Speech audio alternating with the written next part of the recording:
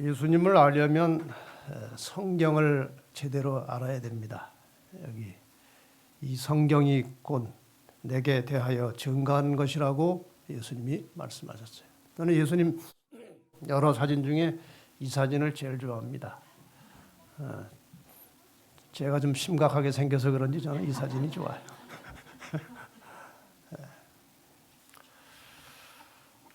지난번 설교 시간에 예수를 알자 해서 예수를 알려면 성경을 알아야 됩니다. 그렇죠?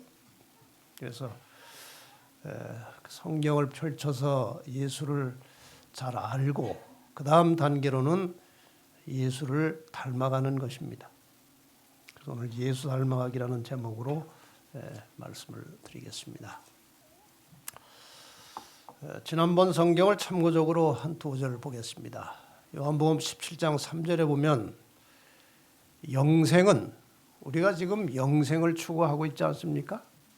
영생은 곧 유일하신 참 하나님과 그의 보내신 자 예수 그리스도를 아는 것이니라.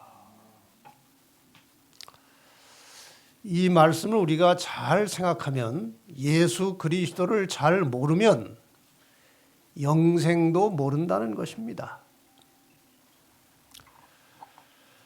그런데 예수 그리스도를 알 수 있는 길은 좀 전에 말씀드린 성경 내용처럼 성경을 통해서 알 수 있습니다. 예수님께서 요한복음 5장 39절에 너희가 성경에서 영생을 얻는 줄 생각하고 성경을 상고하거니와, 이 상고라고 하는 말은요 그냥 대충 읽는 것이 아니고 아주 깊이 아주 자세하게 공부하는 것을 상고라고 합니다. 그래서 너희가 성경을 상고하거니와, 이 성경이 곧 내게 대하여 예수에 대하여 증거하는 것이로다, 이렇게 말씀하셨습니다. 오늘날 많은 사람들이 예수를 믿습니다. 그러나 알지 못하고 믿는 사람들이 허다하게 많습니다. 예수를 믿긴 믿지만 예수가 어떤 분인지 제대로 알지 못하고 주여 주여 하는 사람들이 참으로 이 세상에 많이 있습니다. 우리도 다 부족하고 연약한 사람들이지만 우리라고 다 성경을 잘 알지는 못하지만 최소한도 이 성경에 나타난 예수 그리스도 진리, 이것을 사랑하고 추구하는 마음으로 이 자리에 모인 것입니다. 분명한 것은 우리가 진심으로 진리를 추구하고 예수님을 찾고자 애쓰면 찾을 수 있다는 것입니다. 예수님께서 그렇게 말씀해 주셨습니다. 결국 예수 그리스도는 말씀이고 말씀이 예수 그리스도이십니다. 예수님을 펼쳐서 글로 써놓은 것이 성경이고 말씀이고, 그 말씀을 이렇게 모아서 형체로 나타내 놓은 것이 예수 그리스도이십니다.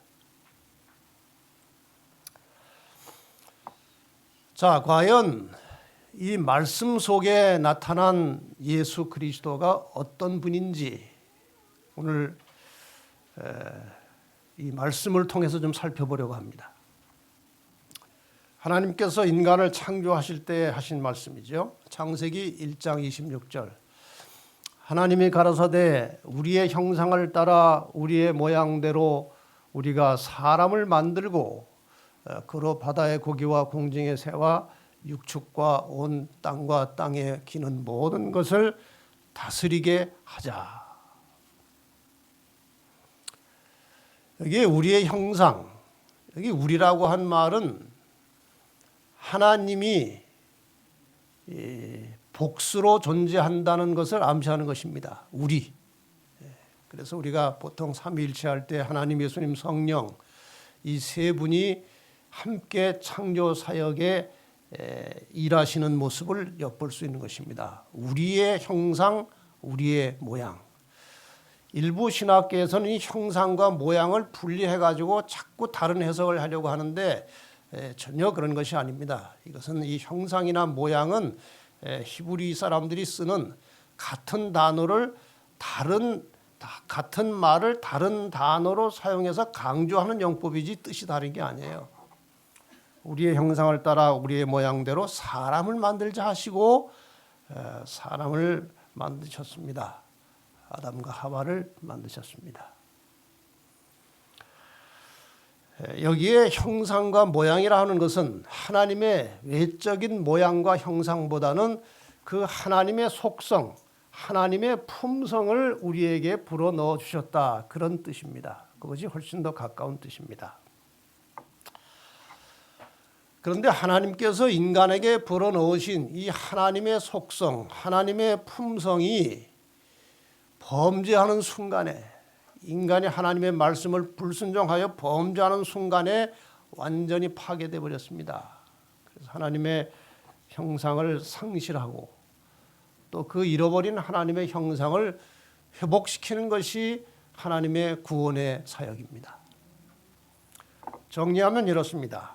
인간이 범죄함으로 창조 시에 하나님이 부여하셨던 하나님의 형상, 품성이 거의 훼손됐다고 그랬습니다. 거의. 그러나 남아있어요. 남아있는 흔적을 제가 잠깐 증거를 보여드릴까요? 여러분, 나쁜 일을 하고 나면, 물건을 훔치거나 사람을 때리거나 이 나쁜 일을 하고 나면 속이 편해요? 불편해요? 불편하죠. 다른 사람을 위해서 희생하고 봉사하고 헌신해서 그 사람이 아주 기뻐하면 내가 기분이 좋아요? 나빠요? 그거를 누가 가르쳐 준 것입니까? 왜 그렇습니까? 왜 나쁜 일을 하면 불안하고 왜 좋은 일을 하면 기분이 좋습니까? 이것이 바로 하나님께서 인간을 창조하실 때 불어넣으신 하나님의 속성, 하나님의 품성이 남아있는 거예요. 그것이 불씨가 된 것입니다. 이것이 불씨가 돼가지고 여기에 불이 붙여지면서 우리는 하나님을 더욱 깊이 깨닫고 하나님의 품성을 더 풍부하게 배우면서 그분을 닮아가는 것이 신앙의 본질이에요. 예수께서는 인간의 죄 때문에 다 이제 이 하나님의 형상을 잃어버렸을 때 그 죄 문제를 해결해 주시고 사람에게 다시 하나님의 형상을 회복시켜 주시기 위하여 이 세상에 오셨습니다. 그래서 이 예수 그리스도를 통해서 죄인이 구원을 받고 원래 우리에게 부여된 하나님의 형상을 되찾게 된 이 놀라운 소식을 우리는 복음이라고 하는 것입니다. 이것이 복음이에요. 그래서 이 복음의 본질이 무엇이냐라고 말할 때 우리는 성경에 의한 정확한 대답은 복음의 본질은 원래 인간에게 부여된 하나님의 형상을 회복하는 것이 복음의 본질입니다. 빌립보 1장 27절에 이렇게 말씀했습니다. 오직 너희는 그리스도 복음에 합당하게 생활하라 그랬어요. 복음이라고 하는 것은 단지 인간을 구원하는 메시지가 아니고 구원받은 인간이 어떻게 살아야 될지를 나타내주는 매우 중요한 메시지가 복음 속에 들어있는 것입니다. 복음에 합당하게 생활하라. 이 말씀의 의미는 우리의 매일의 삶 속에서 하나님의 형상을 회복하라는 거예요.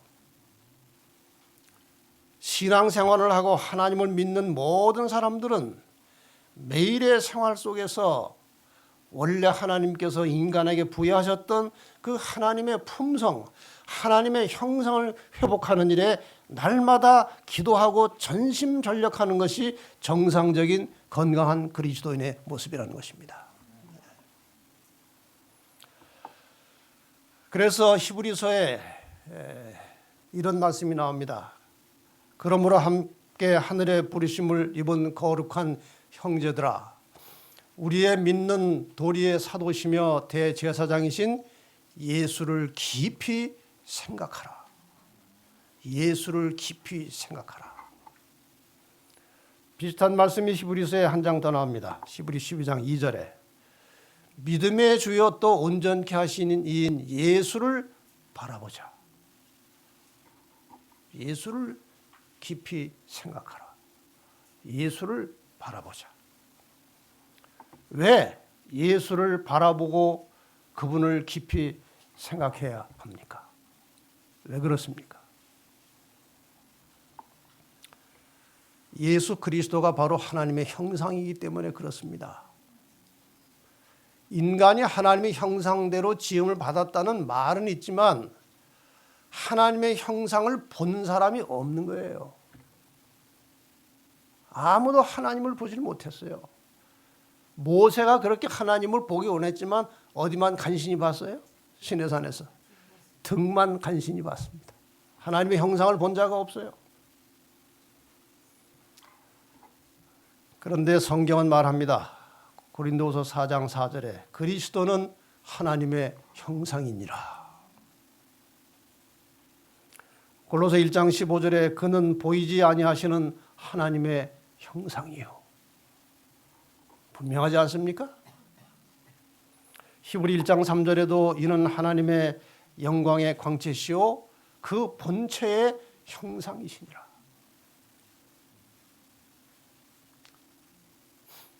하나님을 본 자가 없지만 예수님께서 이 땅에 오셔서 인간이 볼 수 있는 형태로 하나님의 형상을 보여주신 것입니다.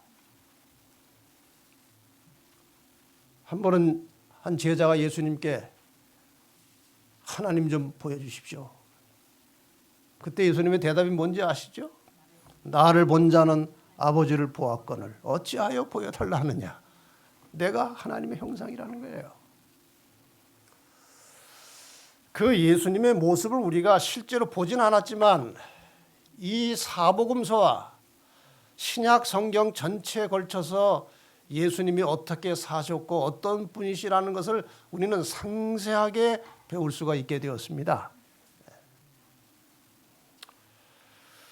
그 예수님께서 어떤 분이심을 아주 단적으로 설명해 주는 대표적인 성경절 하나가 빌립보 2장 5절로 8절이에요. 너희 안에 이 마음을 품으라. 이 마음이 어떤 마음인가요? 곧 그리스도 예수의 마음이니. 그 그리스도 예수의 마음이 어떤 마음이에요? 그 다음 설명은 여러분 매우 중요한 것입니다. 예수님을 여러 가지 형태로 표현할 수 있어요. 예수님의 마음을 여러 가지로 묘사할 수 있어요. 그런데 여기 사도 바울이 묘사한 이 예수 그리스도의 마음, 이건 매우 중요한 거예요. 그는 근본 하나님의 본체시나 원래 하나님이셨는데 하나님과 같은 분인데 하나님과 동등됨을 취할 것으로 여기지 아니하시고 오히려 자기를 비워 종의 형체를 가져 사람들과 같이 되었고 사람의 모양으로 나타나셨음에 자기를 어떻게 하시고 낮추시고 죽기까지 복종하셨으니 곧 십자가에 죽으심이라. 지금 여기에 기록된 사도 바울이 기록한 예수 그리스도, 하나님의 형상으로 우리에게 나타나신 예수 그리스도의 이 기록에 보면은 그 모습은 겸손과 희생이에요. 자기를 낮추시고 목숨까지 다 버리셨어요. 이 두 단어가 하나님의 형상을 나타내고 있는 가장 대표적인 단어입니다. 성경에서.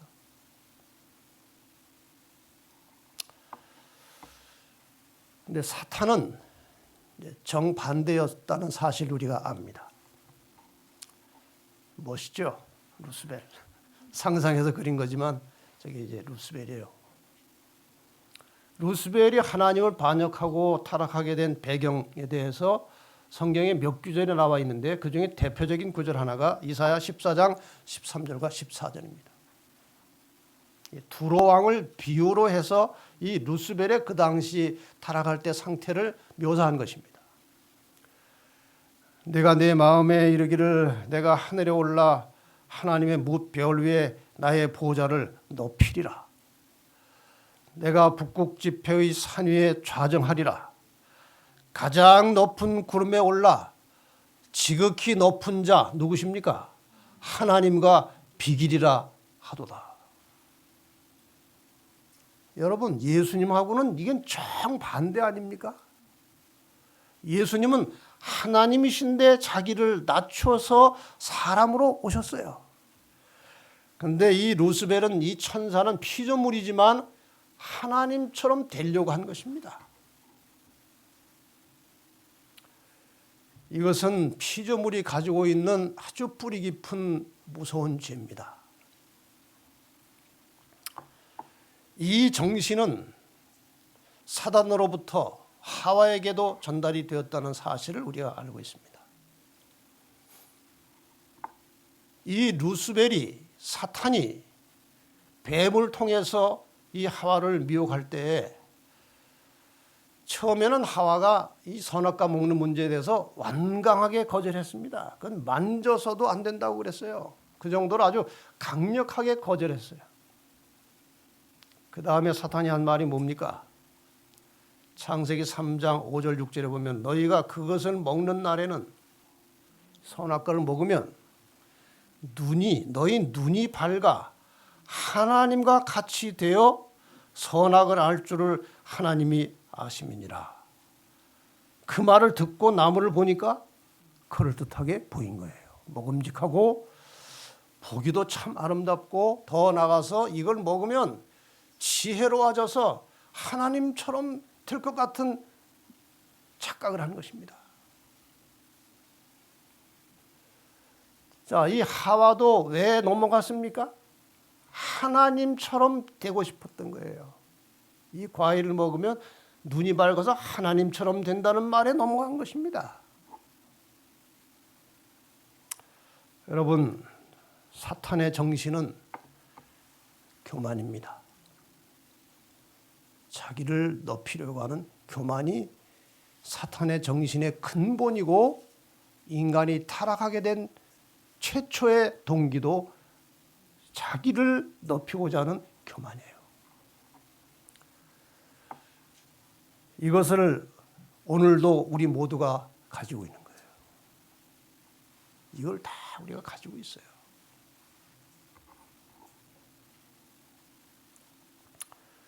여러분, 이 루스벨의 모습을 좀 전에 읽어드렸던 예수님에 대한 성경절과 한번 비교를 해보십시다.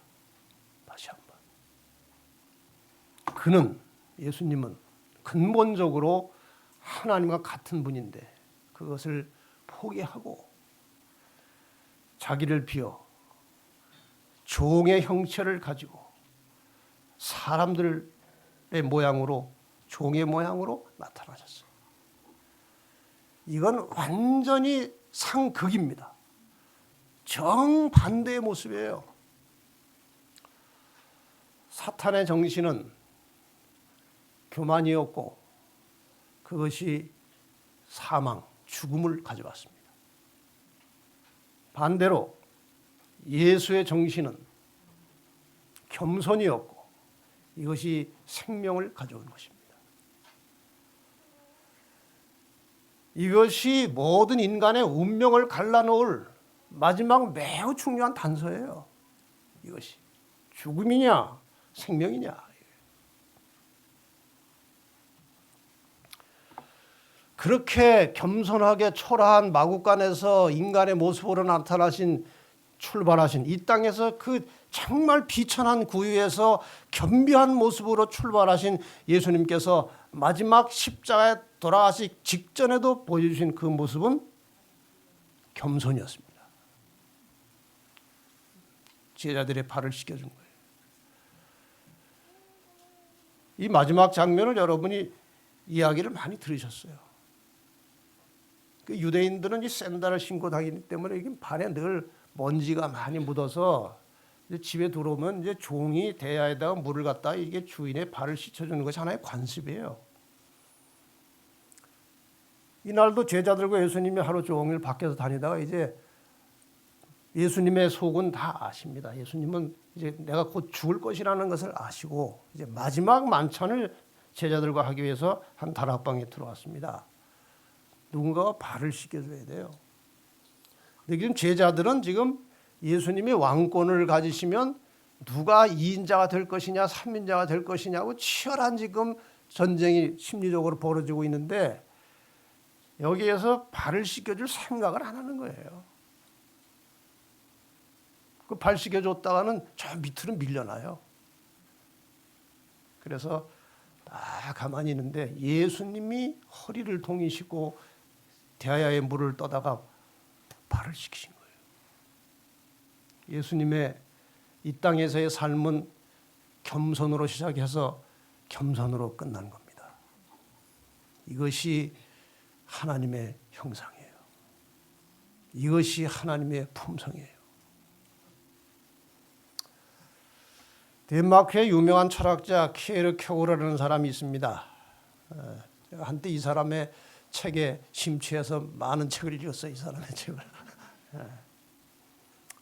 이 사람이 쓴 책 중에 가장 유명한 책 하나가 죽음에 이르는 병이라는 책이에요. 그 책에 보면은 절망은 죽음에 이르는 병이다 그랬어요. 절망. 자, 이 철학자 키에르케고르는 죽음에 이르는 병을 절망이라고 했는데 성경에 나타난 죽음에 이르는 병은 하나님과 분리되는 것입니다. 생명의 근원이신 하나님과 분리되는 순간에 인간은 죽는 거예요. 그리고 이 분리를 가져오는 원인은 교만심이라는 겁니다. 루스벨도 이 교만심 때문에 하나님과 분리됐고 하와도 자만심, 하나님과 같아지고자 하는 교만심 때문에 하나님과 분리된 거예요. 오늘도 이것이 우리를 하나님과 분리시키고 있는 것입니다. 오늘도. 우리가 하나님과 분리된 결과, 다시 말하면 교만 때문에 하나님과 분리되었을 때 나타나는 생활의 열매들이 있어요. 이 교만이라고 하는 나무에 열리는 열매들, 시기심, 남을 자기보다 잘난 사람을 시기하는 거예요. 시기. 이게 교만 때문에 오는 겁니다. 미워하는 것입니다.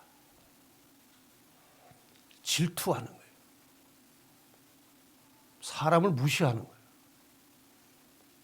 자기가 잘났다고 자기 생각을 고집하는 거예요. 이게 다 교만에서 나오는 거예요.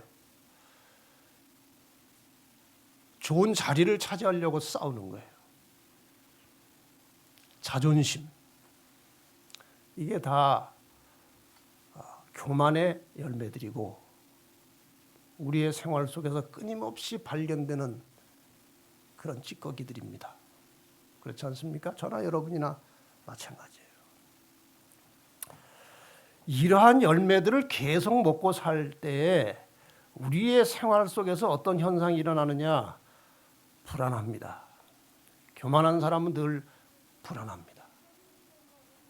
불평이 많아요. 남을 험담하여 비판하고 불화하게 되고 싸우는 겁니다. 이것이 다 교만의 열매들이에요. 결국 교만의 열매를 계속 먹고 살면 죽는 것입니다. 사망하는 거예요.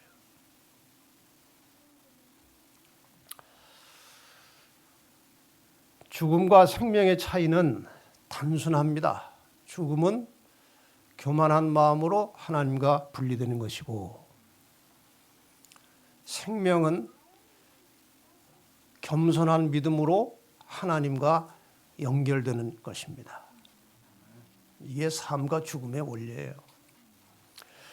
그래서 시편 기자는 149편 4절에 여호와께서는 자기 백성을 기뻐하시며 겸손한 자를 구원으로 아름답게 하심이로다. 예수님께서 이 땅에 오셔서 하늘 백성의 삶의 원리를 입을 열어서 말씀하시는 첫 마디가 심령이 가난한 자는 복이 있다고 말씀하셨어요. 이게 겸손입니다. 겸손이에요. 이 하나님과 분리된 사람이 하나님과 연결되는 것은 단순합니다. 복잡하지 않아요.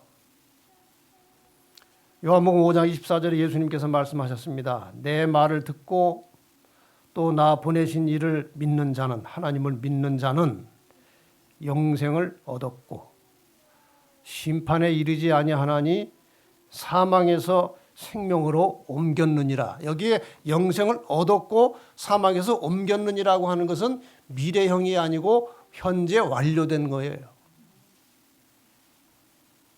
하나님과 분리되었기 때문에 죽은 것입니다. 그러니까 사는 방법은 하나님과 연결되는 순간에 사는 것입니다. 여기에 관련된 말씀을 어제 저녁에 제가 드린 것입니다. 하나님이 나의 주권자이시오, 나의 구원자이시오, 나의 창조자이심을 진심으로 믿고 고백하는 순간에 하나님과 연결되는 것입니다. 그래서 구원이 시작되는 거예요.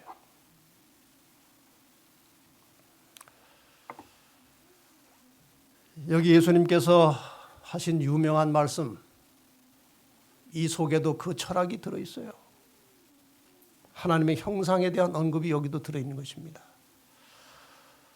마태복음 11장 28절과 29절 수고하고 무거운 짐진 자들아 다 내게로 오라. 내가 너희를 쉬게 하리. 나는 마음이 온유하고 겸손하니 나의 멍에를 메고 내게 배우라. 그러면 너희 마음이 쉼을 얻을 것이다. 여러분, 우리가 교만심을 떨쳐버리지 못하면 인생이 절대로 평안할 수가 없어요. 자기를 높이는 마음, 자고하는 마음을 그거를 깎고 떨쳐버리지 않으면 편할 날이 없어요. 제가 어느 날 어느 무슨 행사에서 꽤 오래전의 일입니다. 키가 아주 작은 목사님 한 분이 설교하는 모습을 뒤에서 보게 됐어요. 무슨 행사인데 제가 축사 비슷한 것을 하고 뒤에서 이제 앉아서 설교를 듣게 됐습니다. 이분이 키가 많이 작아요.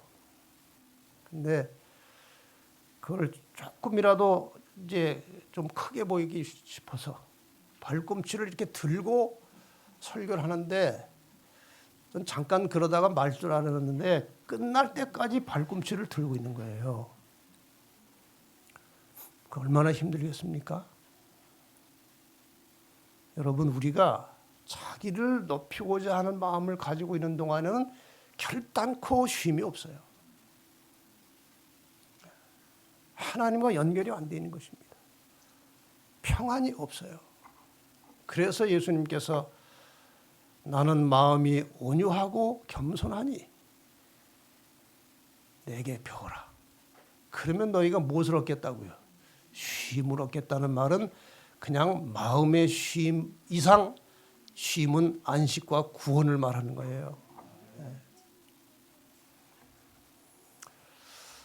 지금 이 짧은 시간에 이렇게 성경에 나타난 예수님의 삶을 통해서 보여진 하나님의 형상을 다 일일이 근거를 들어서 설명할 시간은 없습니다. 그러나 요약해서 간추려서 도표로 보여드리면 예수님은 온유하셨고 겸손하셨고 그리고 희생하셨고 이러한 삶을 통해서 늘 다른 사람에게 봉사하시면서 사셨고 그리고 이 과정 속에서 천국 복음을 전파하신 것이 예수님의 삶이에요. 이 모든 예수님의 삶을 통해서 나타난 근원은 사랑이었습니다. 이것이 사랑에서 다 퍼져나간 거예요. 이게 예수님을 통해서 나타난 하나님의 품성이에요. 우리 그리스도인은 온유한 품성을 가져야 됩니다. 타고난 품성이 어땠든지 간에 그것을 하나님께 기도하고 성령의 능력을 빌려서 어떻게 해서라도 온유한 품성을 갖는 것이 하나님의 뜻이고, 천국에서는 온유한 자들이 함께 모여 사는 것이라고 그랬어요. 팔복에도 나오지 않습니까? 온유한 자는 복이 있나니 저희가 땅을 기업으로 받을 것이며. 저기 관련된 성경절을 보니까요, 이 온유와 관계된 성경절 속에서 하늘을 받게 될 것이라는 말씀이 몇 번 나와요. 그러니까 하늘은 온유한 사람들이 모여 사는 곳이라 그 말이에요. 그리고 지금 여러 차례 강조드린 대로 끊임없이 자기를 낮추는 겸손한 삶을 사는 것이, 그게 하나님의 형상을 회복하는 거예요. 그리고 자기의 가진 모든 것을 희생해서 다른 사람의 유익과 행복을 위해서 사는 것이 주님이 보여주신 모델이고 모본이에요. 왜냐하면 그렇게 살 때 행복해지는 것이기 때문에 그렇게 가르쳐 주신 것입니다. 제가 여러 책을 통해서 이 겸손이 어떤 것인지 구체적으로 좀 살펴봤습니다. 일일이 다 설명은 못 드리지만 제가 한 문장씩 읽어드릴 테니까 이 문제를 자기에게 잘 적용해서 설교 들을 땐 남 생각하지 마시고 자기를 생각하세요. 자기를. 어떤 분은 설교 들은 다음에 오늘 그분이 왔어야 되는데 그분이 안 왔다. 그러지 말고 자기를 항상 비추세요. 자기를. 겸손은 우리의 언어를 인자한 언어로 바꿔준다. 언어. 겸손은 참된 지혜의 증거이며 자신만만하거나 자랑하지 않는다. 그랬어요. 지혜로운 사람은 그렇게 잘난 척하지 않아요. 막 잘난 척하고 자랑하는 사람은요, 어디가 조금 모자라는 사람이에요. 지혜로운 사람은 그렇게 하지 않아요. 겸손은 자기가 아무것도 아니라는 사실을 인정하기 때문에 하나님의 능력을 의지하고 살면서 그분의 뜻을 이루어갑니다. 겸손은 자신의 판단을 높이지 않으며 언제나 조언을 기다린다. 겸손은 그리스도를 높이며 하나님의 진리에 의존하며 산다. 자기 뜻대로 사는 게 아니고 하나님의 진리에 의존해서 산다. 겸손은 몸과 행동과 의복을 바르게 하고 적합하게 한다. 우리 교인들의 이 예배 시간에 보면은 참 소박해요. 근데 제가 다른 교회 뭐 가서 집단적으로 보진 않았지만 이제 가끔 다른 교회에서 이렇게 어떤 집회할 때 가보면요, 그 복장이 화려합니다. 아주 화려해요. 치장도 많이 하고. 근데 겸손은 이렇게 자기를 실제보다 더 잘 보이려고 과시하지 않는 거예요. 그냥 있는 그대로 단정하게 깨끗하게 차리고 산다는 거예요. 겸손은 과장하거나 확대하지 않으며 위선적이 아니다. 겸손은 경쟁하지 않으며 다른 이의 성공을 함께 기뻐한다. 이 참 얼마나 멋있는 겁니까? 나하고 경쟁자가 잘된 것을 기뻐하는 것이 하나님의 정신이에요. 하나님의 품성이에요. 그런데 이것이 절대 손해가 아니라는 것이죠. 여기 한 영감적인 책에 보니까 온유와 겸손은 성공과 승리의 조건들이다. 영광의 면류관은 십자가 아래에서 머리 숙이는 사람들을 기다리고 있다. 우리가 진정한 성공은 하늘에 올라가 있는 것입니다. 그것이 최고의 성공 아닙니까? 이 땅에서 뭐 아무리 성공하고 뭐 아무리 출세해봐야 그 요즘 보세요. 최고의 권력을 가졌던 사람들의 요즘 모습을 보세요. 그게 아무것도 아니에요. 온유와 겸손은 성공과 승리의 조건이다.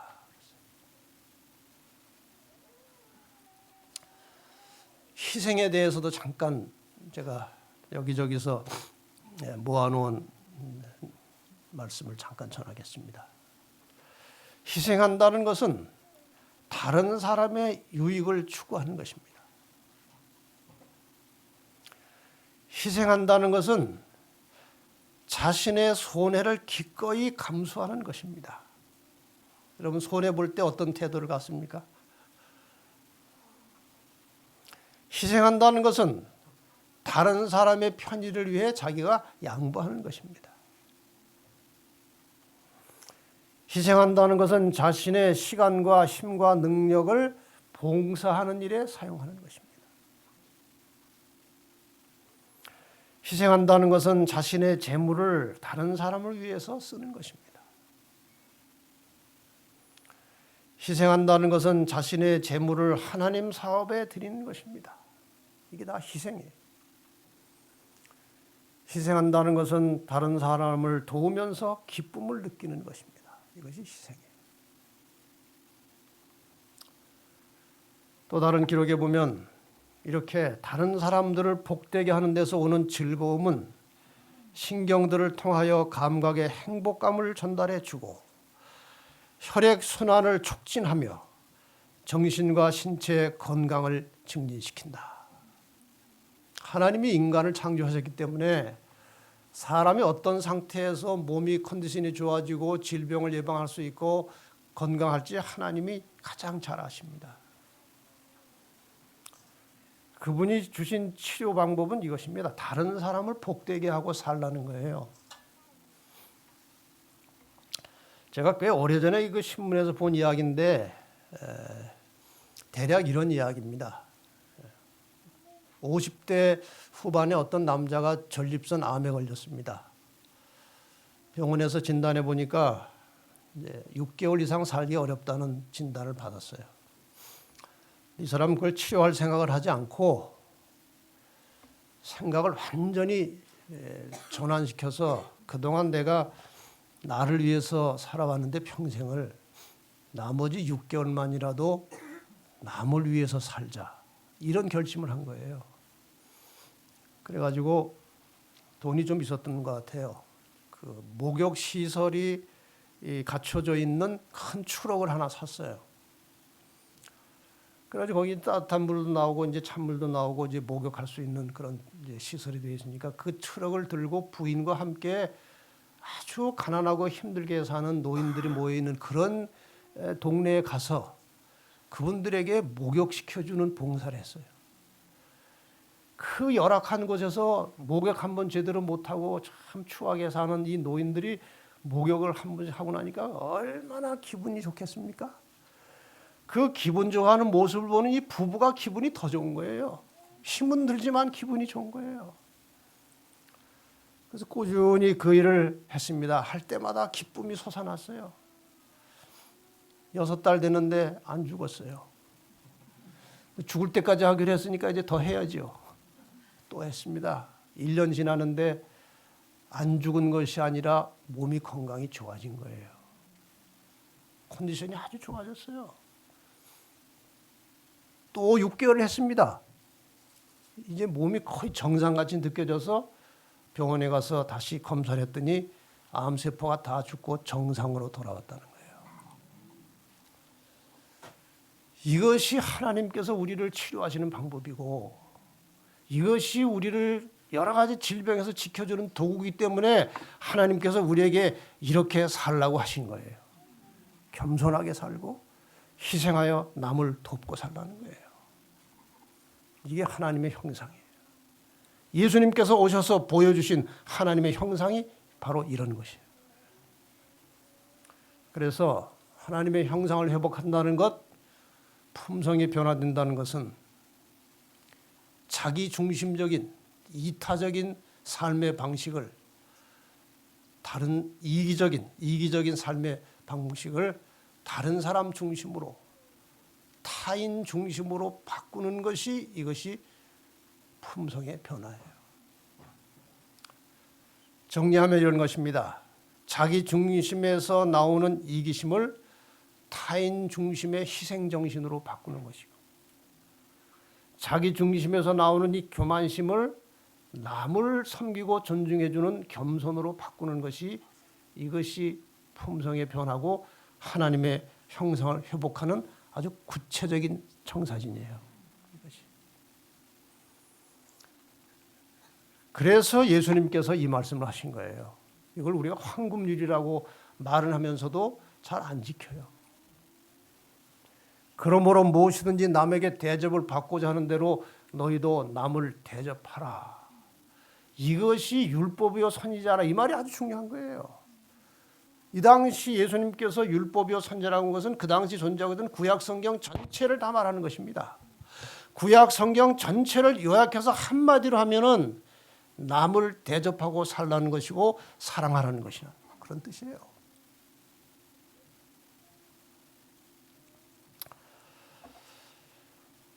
이제 결론을 짓고 마치겠습니다.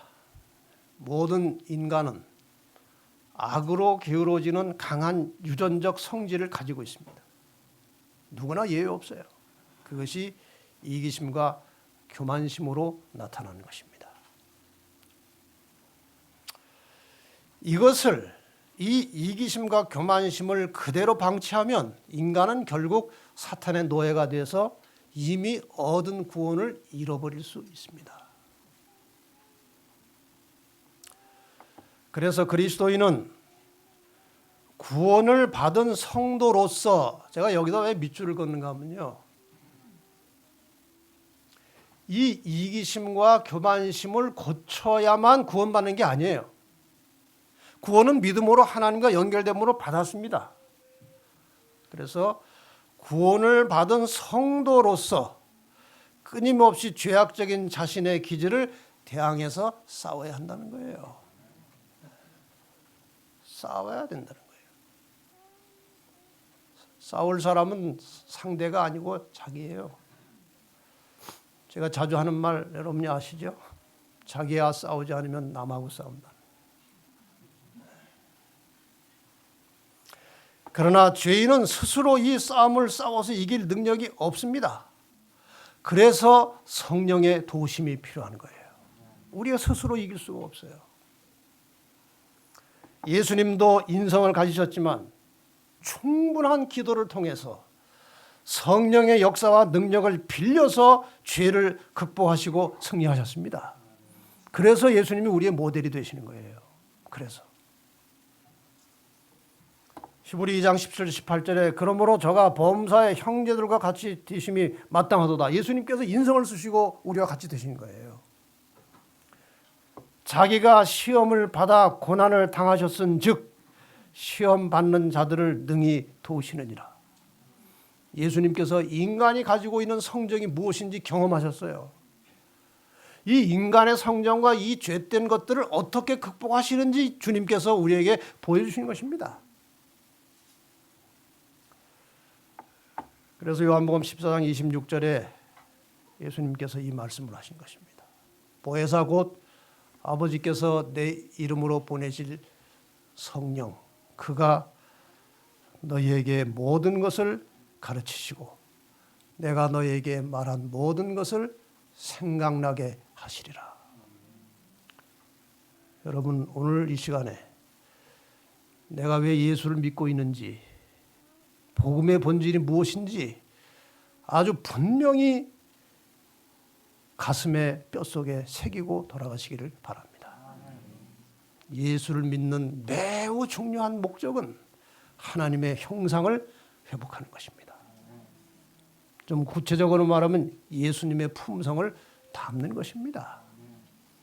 이러한 과정에서 자연스럽게 일어나는 것이 복음을 증거하는 거예요. 그래서 다음에는 복음을, 예수를 증거하라, 이런 제목으로 말씀을 드리겠습니다.